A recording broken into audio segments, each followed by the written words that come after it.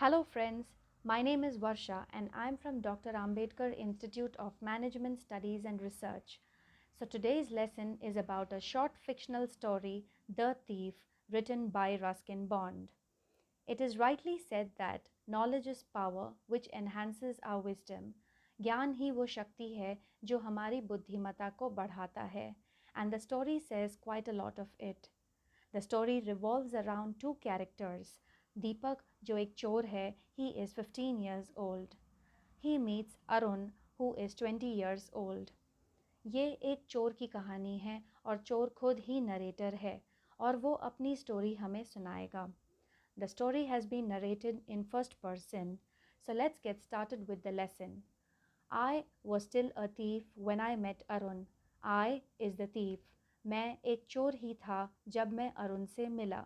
And though only 15, I was an experienced and fairly successful hand. मैं सिर्फ 15 साल की उम्र का था पर मुझे बहुत सारा एक्सपीरियंस हो चुका था और मैं बहुत ही सक्सेसफुल चोर था. Arun was watching a wrestling match when I approached him. Arun एक रेसलिंग मैच देख रहा था जब मैं उससे मिला. He was about 20 years. उसकी उम्र 20 साल थी. How was he? How did he look?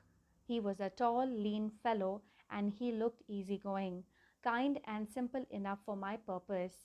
यहाँ purpose क्या था? चोरी करना. वो कैसा दिखता था? He was tall, बहुत दुबला था and easygoing था. यानी कि वो बहुत ही रिलैक्स्ड रहता था, किसी से भी दोस्ती कर लेता था, किसी पे शक नहीं करता था और बहुत पॉजिटिव एटीट्यूड था अरुण का. Kind and simple enough. Arun की यही आदतों को देखकर चोर को लगता है कि वह अरुण को अपनी बातों में उलझाकर चोरी कर सकता था. I hadn't had much luck of late and thought I might be able to get into the young man's confidence. चोर को लगता है कि अभी इन द रीसेंट पास्ट उसे चोरी करने का बहुत ज़्यादा कोई मौका नहीं मिला था, पर इस बार उसे लगता है कि वह अरुण का जो विश्वास है उसे जीत ही लेगा. You look a bit of a wrestler yourself, I said. A little flattery helps in making friends. Flattery का मतलब किसी की बहुत ज़्यादा झूठी तारीफ करना अपना मतलब पूरा करने के लिए. तो चोर अरुण से कहता है that you look a bit of a wrestler yourself. तुम खुद एक रेसलर की तरह दिखते हो. तो अरुण ने जवाब में कहा so do you, he replied, which put me off for a moment because at that time I was rather thin. Arun की यह बात सुनकर चोर को बहुत बुरा लगता है क्योंकि उस वक्त वो बहुत ही दुबला था और बिल्कुल भी रेसलर की तरह नहीं दिखता था. Well, I said modestly, I do wrestle a bit. Arun की यह बात सुनकर चोर बड़े ही मॉडेस्टली, बहुत हम्बल मैनर में, बहुत ही लो प्रोफाइल में कहता है कि हाँ, मैं भी कभी कभी कुश्ती कर लेता हूँ. What's your name? अरुण ने चोर से पूछा, तुम्हारा नाम क्या है? दीपक, I replied. I took a new name every month that kept me ahead of the police and my former employers. चोर हर महीने अपना नाम बदल लेता था और वह क्यों करता था यह? वह इसलिए करता था ताकि वह अपने आप को लोगों से और पुलिस से बचा सके. After this introduction, Arun talked about the well-oiled wrestlers who were grunting, lifting and throwing each other about. जब अरुण और चोर के बीच परिचय हो चुका होता है तब अरुण उन रेसलर्स के बारे में बात करता है जिनके शरीर पे तेल लगा हुआ था और वह बहुत आवाज़ें कर रहे थे और एक दूसरे को पटक रहे थे. I didn't have much to say. चोर चुपचाप अरुण की बातें सुन रहा था. Arun walked away. I followed casually. Arun वहाँ से जाने लगा और चोर उसके पीछे पीछे चलने लगा. Hello again, he said. I gave him my most appealing smile. I want to work for you, I said. चोर अपनी सबसे प्यारी स्माइल देते हुए अरुण से कहता है, मैं तुम्हारे लिए काम करना चाहता हूँ. But I can't pay you. Arun said that he won't be able to give him salary. वो उसे सैलरी नहीं दे सकता है. I thought that over for a minute. यह सुनकर चोर सोच में पड़ गया. Perhaps I had misjudged my man. कि कहीं मैंने अरुण को मिसजज तो नहीं कर लिया. I asked, can you feed me? चोर ने कहा, तुम मुझे सैलरी तो नहीं दे सकते पर क्या तुम मुझे खाना खिला सकते हो? Can you cook?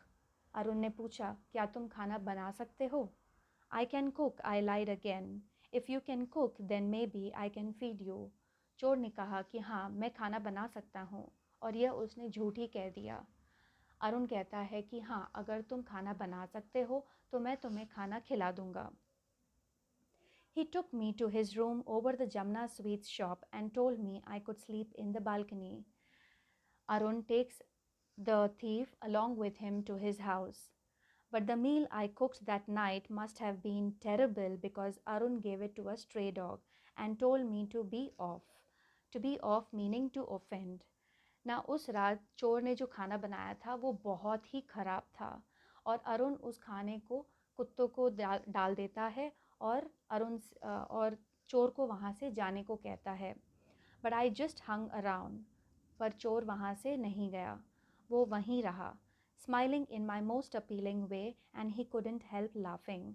और वह अपनी सबसे प्यारी स्माइल देते हुए अरुण के पास ही घूमता, अरुण के चारों तरफ घूमता रहता है, आजू बाजू घूमता रहता है। And he couldn't help laughing, इसी चीज़ को देखकर अरुण हंस पड़ा।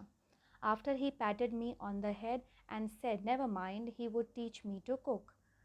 थोड़ी देर बाद अरुण अपना हाथ चोर के सर पे फेरते हुए कहता है कि कोई बात नहीं, मैं तुम्हें खाना बनाना सिखाऊंगा। He also taught me to write my name. Arun Arun ने चोर से प्रॉमिस किया कि वह उसे उसका नाम लिखना सिखाएगा, and said he would soon teach me to write whole sentences and to add numbers. वो उसे लिखना भी सिखाएगा और उसे कैलकुलेशंस भी करना सिखाएगा। I was grateful. चोर बहुत ही खुश हो गया। I knew that once I could write like an educated man, there would be no limit to what I could achieve. उसे समझ में आ गया कि अगर मैं पढ़ना लिखना सीख जाता हूँ तो मैं भी एक दिन बड़ा आदमी बन सकता हूँ। It was quite pleasant working for Arun. चोर बहुत खुश हो गया अरुण के लिए काम करते हुए। I made the tea in the morning and then would take my time buying the day's supplies, usually making a profit of about 25 paise a day. हर सुबह चोर चाय बनाता और फिर अरुण की ज़रूरत की चीज़ें लेने के लिए बाज़ार जाता था, और वो सामान खरीदने के लिए अरुण जो उसे पैसे देता था उसमें से जो बच जाता था तो वो चुपके से हर बार 25 पैसे अपने जेब में रख लिया करता था। I think he knew I made a little money this way, but he did not seem to mind. चोर को लगता था कि कहीं शायद अरुण को यह बात पता थी, पर उसे इस बात से कोई प्रॉब्लम नहीं थी। Arun made money by fits and starts. Fits and starts meaning a sudden burst of activity. Arun made money by fits and starts. एक रेगुलर इनकम नहीं थी अरुण की। ऐसा नहीं था कि हर महीने वो एक फिक्स्ड अमाउंट ऑफ मनी कमा रहा था। उसे कोई सैलरी मिलती नहीं थी, तो वो कभी कभी पैसे कमाता था, और कभी कभी क्या किया करता था, एक हफ्ते वो कभी किसी से पैसे उधार ले लिया करता था और अगले हफ्ते वो पैसे किसी को उधार दे दिया करता था। उसका ये मनी का जो ट्रांजैक्शन था वो फिक्स नहीं था और ऐसे ही चेंज होता रहता था। He would borrow one week and lend the money next week. He kept worrying about his next check, but as soon as it arrived, he would go out and celebrate. जब तक उसका next payment नहीं मिलता था वो हमेशा चिंता में रहता था कि पैसे आएंगे कि नहीं। इट सीम्स, और जब पैसे आ जाते थे तो वह बाहर भी चला जाता था, खाना भी खा लेता था बाहर और सेलिब्रेट भी कर लेता था।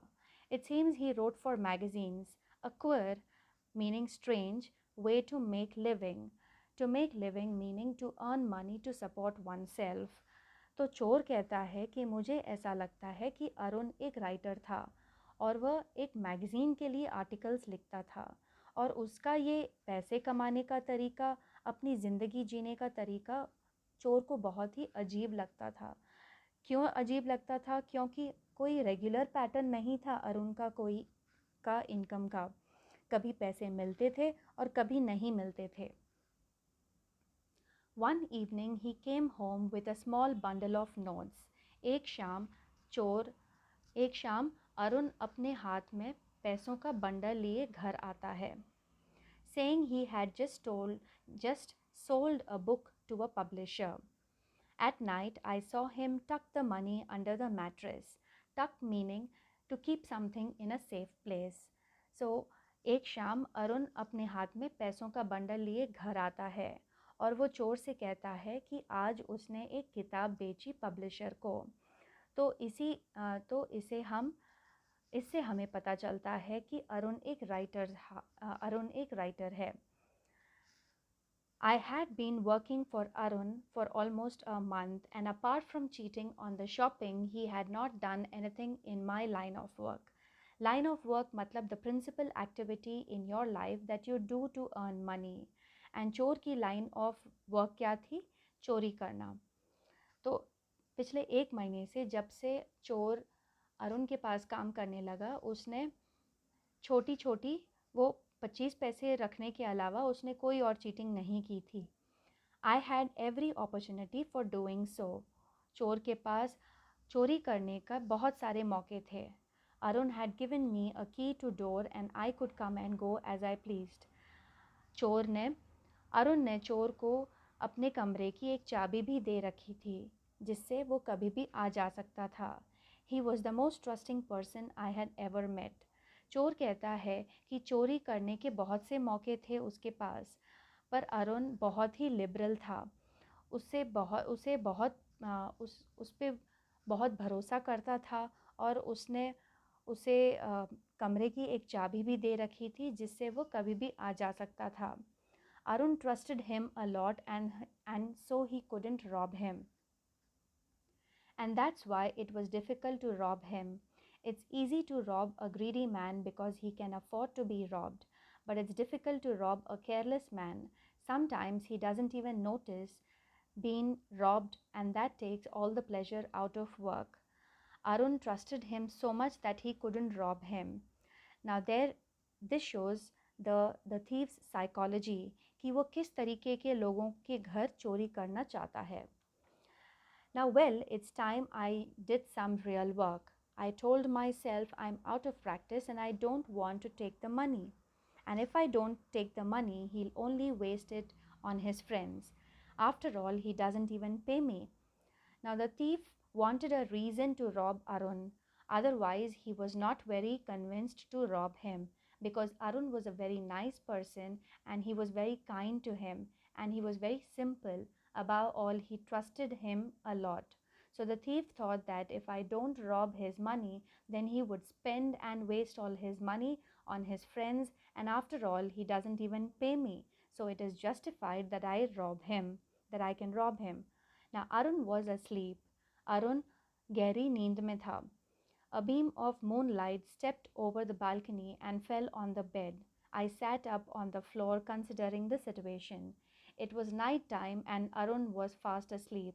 A beam of moonlight fell into the room through the window, and the thief was seated on the floor. If I took the money, I could catch the 10:30 train express to Lucknow. Slipping out of the blanket, I crept to the bed. So finally, the thief makes a plan to rob Arun, and he thinks that um, if he robs the money, then he could catch the 10:30 express to Lucknow. Now Arun was sleeping peacefully. His face was clear and unlined. Even I had more marks on my face, though mine were mostly scars. Now here the writer is comparing his and Arun's facial expressions. He says that Arun was sleeping peacefully, meaning he was so relaxed and he had no tensions. But the thief was all worried. His mind was full of thoughts of how to rob Arun, and that's why their facial expressions were quite different from each other. Now my hand slid under the mattress, searching for the notes. चोर ने अपना हाथ अरुण के गद्दे के नीचे डाला और वह पैसों को ढूंढने लगा। When I found them, I drew out without a sound. और जब उसे वह नोट मिले, वह चुपके से उन नोटों के बंडल को निकाल लेता है। Arun sighed in his sleep and turned on his side towards me. Now Arun ने एक लंबी सी सांस ली और उसने करवट ली। अब उसका चेहरा चोर की तरफ था। I was startled, meaning feeling or showing sudden shock or of alarm. Sudden shock or alarm. Now, and he quickly crawled out of the room. Now, when the thief sees Arun facing him, he got startled, he was scared, and he quickly crawled out of the room. वो जल्दी से कमरे के बाहर आ जाता है. When I was on the road, अब वो रोड की तरफ भागने लगा. I began to run. I had the notes at my waist, held there by the string of my pajamas. उसने वह नोटों का बंडल अपने पजामा के स्ट्रिंग से बांध रखा था. I slowed down to a walk and counted the notes. Now, थोड़ी दूर तक भागने के बाद में उसने अपनी स्पीड कम कर ली और वह नोट को गिनने लगा. जब उसने नोट गिने तो कितने पैसे थे? 100 rupees in fives.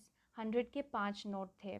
I could live like an oil-rich Arab for a week or two.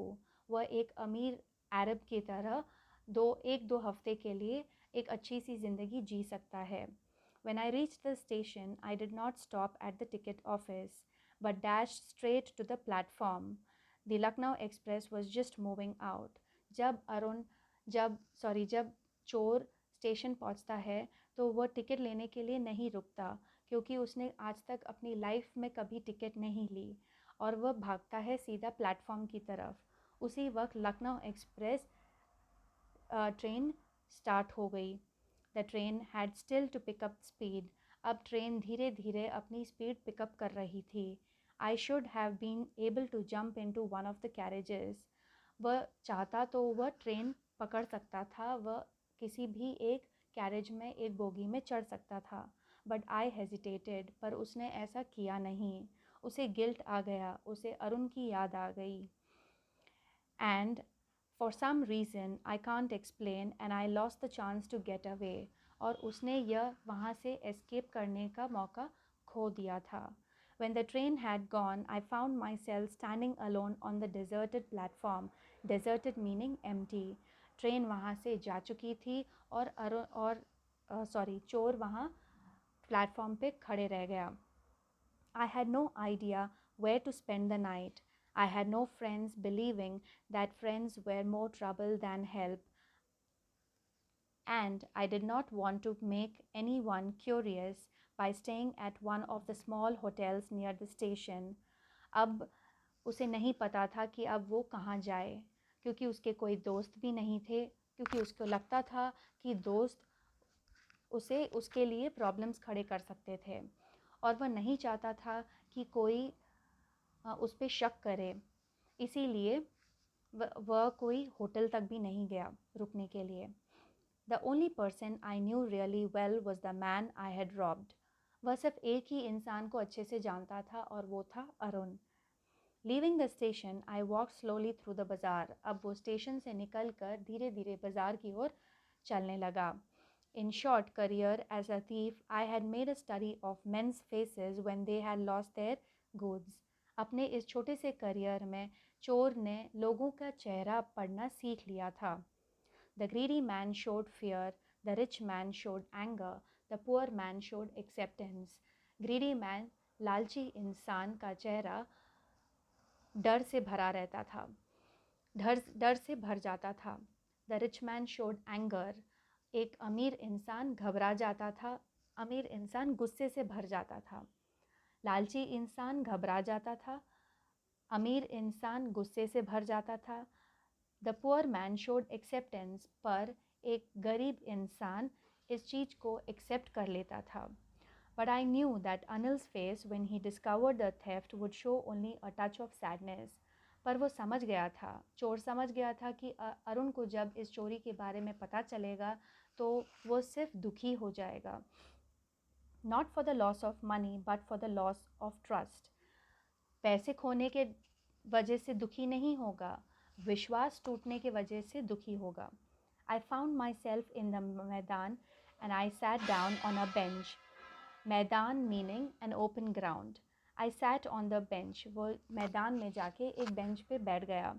The night was chilly. It was early November and a light drizzle added to my discomfort. रात का समय था, बहुत ठंड थी, नवंबर का महीना था, हल्की हल्की बारिश हो रही थी. Soon it started to rain quite heavily. I went back to the bazaar and sat down in the shelter of the clock tower. Clock tower एक बहुत लंबी सी बिल्डिंग होती है जो बहुत ही प्रोमिनेंट लोकेशन पे मिलती है.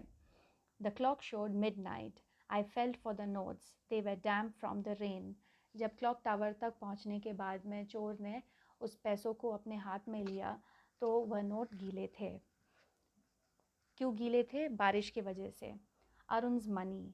ये सब अरुण के पैसे थे. In the morning, he would have probably have given me 2 or 3 rupees to go to the cinema, but now I had it all. अगले दिन अगर मैं उसके पास होता था तो अगले दिन वह मुझे 2 या 3 रुपए देता था सिनेमा देखने के लिए. पर अभी उसके सारे पैसे मेरे हाथ में हैं. I couldn't cook his meals, run to the bazaar, or learn to write whole sentences anymore. अब ना मैं उसके लिए खाना पका सकता हूँ, ना मैं बाज़ार जा सकता हूँ, ना मैं पढ़ना लिखना सीख पाऊँगा. ये सब बातें चोर के दिमाग में अब घूमने लगी. I had forgotten about them in the excitement of the theft. Whole sentences I knew could one day bring me more than a few hundred rupees. अब वो सोचने लगा कि अगर वो पढ़ना लिखना सीख लेता था तो एक दिन इससे ज़्यादा पैसे कमा सकता था. It was a simple matter to steal and sometimes just as simple to be caught. चोरी करना तो बहुत आसान है पर पकड़े जाना उससे भी ज़्यादा आसान है. But to be a really big man, a clever and respected man was something else. एक बड़ा आदमी बनना बहुत ही मुश्किल काम है. I should go back to Arun and I told myself if only to learn to read and write. अब उसे एहसास हुआ, अब उसे रियलाइज़ हुआ कि उसे अरुण के पास वापस चले जाना चाहिए. I hurried back to the room feeling very nervous, for it is much easier to steal something rather to return it undetected. Now undetected means बिना पकड़े गए, बिना पकड़े जाना को undetected कहते हैं. Now अरुण चोर अब फिर अरुण के पास दौड़ के वापस जाता है और अब वह बहुत ही नर्वस फील करता है. उसे यह डर है कि कहीं वो पकड़ा न जाए. I opened the door quietly, then stood in the doorway in clouded moonlight. जैसे वो वहाँ पहुँचता है अरुण के घर तो वह दरवाज़ा खोल के 1 सेकेंड के लिए वहीं रुक जाता है. Arun was still asleep. Arun उस वक्त भी सो रहा था. I crept to the head of the bed and my bed came up with the notes. I felt his breath on my hand. और वो धीरे से अरुण की तरफ जाता है. I remained still for a minute. वो 1 सेकेंड के लिए रुक जाता है. Then my hand found the edge of the mattress and I slipped under it with the notes. और फिर वो धीरे से उस नोट के बंडल को उसी जगह पे फिर से रख देता है जहाँ से उसने निकाला था. I woke late next morning to find that Arun had already made the tea. He stretched out his hand towards me. अगले दिन चोर लेट उठता है और जब वह उठता है तब तक अरुण ने चाय बना ली होती है और फिर अरुण ने अपना हाथ चोर की तरफ बढ़ाया. There was a 5 rupee note between his fingers. Arun ने अपना हाथ बढ़ाते हुए चोर को पैसे दिए. और कितने पैसे दिए? एक 5 रुपए का नोट था उसकी उंगलियों के बीच दबी हुई. My heart sank. ये देखकर चोर का दिल बैठ गया. I thought I had been discovered. उसे लगा कि कहीं अरुण को कल रात की बात पता तो नहीं चल गई. I made some money yesterday, he explained. Arun ने कहा कि मैंने कल रात कुछ पैसे कमाए थे. Now you will be paid regularly. अब मैं तुम्हें रोज पैसे दिया करूँगा. मैं तुम्हें तुम्हारी सैलरी दिया करूँगा अब. My spirits rose. ये सुनकर चोर बड़ा खुश हो गया. But when I took the note, I saw it was still wet and from the night's rain. जब चोर ने पैसे लिए उसके हाथ से तब उसने महसूस किया कि वह नोट अब भी गीले थे. और फिर Today we'll start writing sentences, he said. Arun ने कहा कि अब हम आज से लिखना सीखेंगे. He knew, but neither his lips nor his eyes showed anything. I smiled at Arun in my most appealing way, and the smile came by itself without any effort. Now, here the writer is trying to compare. Now, here the writer is trying to say that uh, neither his lips nor his eyes showed anything. चोर को लगता है कि शायद कहीं अरुण को पता था कि कल रात को जो कुछ भी हुआ वह सब के बारे में अरुण को मालूम था, लेकिन ना ही उसने कुछ कहा, ना ही उसकी आंखों ने कुछ एक्सप्रेस किया। वह एक दूसरे को देखकर बस स्माइल दे रहे थे, और इस बार वह चोर की स्माइल बिना कोई एफर्ट्स के आ रही थी, क्योंकि वो अरुण को बहुत ही थैंकफुल था। अरुण ने उसे पूरा चेंज कर दिया था, उसे रिफॉर्म कर दिया था। चोर सिर्फ 15 साल की उम्र का था, और at the age of 15 years this boy used to rob people, but Arun's positive attitude changed him completely, and now he wants to read and write and become a respectful and educated man. So with this we come to an end of this lesson. Thank you.